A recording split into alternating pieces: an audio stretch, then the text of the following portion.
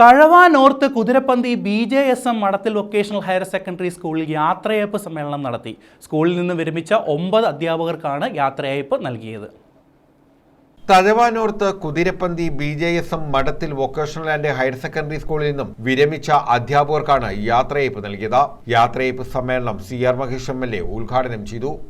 ജീവിതത്തിലെ ഏറ്റവും പ്രധാനപ്പെട്ട സമയം അധ്യാപക ജീവിതം എന്ന സാമൂഹിക സേവനത്തിൽ ഏർപ്പെടുകയും ഇപ്പോൾ വിരമിക്കുകയും ചെയ്യുന്ന 9 അധ്യാപകർ അവർക്ക് യാത്രയയപ്പ് നൽകുന്ന സമ്മേളനമാണ് ഈ സ്കൂളിൽ PTA കമ്മിറ്റിയുടെയും അധ്യാപകരുടെയും രക്ഷകർത്താക്കളുടെയും നേതൃത്വത്തിൽ നടക്കുന്നത്.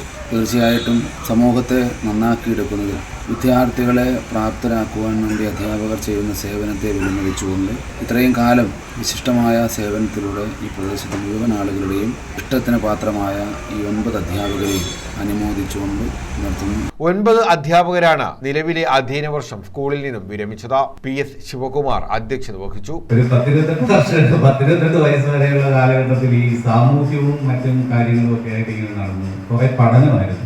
MA കഴിഞ്ഞു, പിന്നെ PGDCA post graduate diploma in computer science അത് കഴിഞ്ഞു.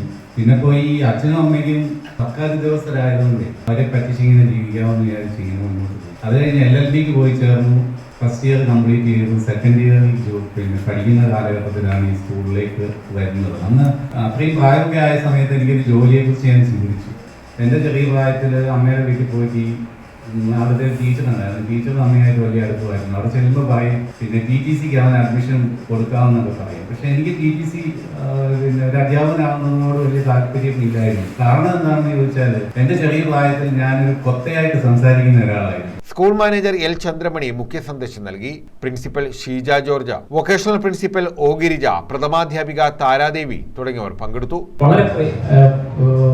പറയാൻ പറ്റുന്നില്ല. ഒരു സ്റ്റാഫ് റൂമിലാണ് ഞങ്ങൾ ഇരിക്കുന്നത്. എല്ലാവരും എന്ത് തമാശയായിരുന്നു, എന്ത് കാര്യങ്ങളായിരുന്നു.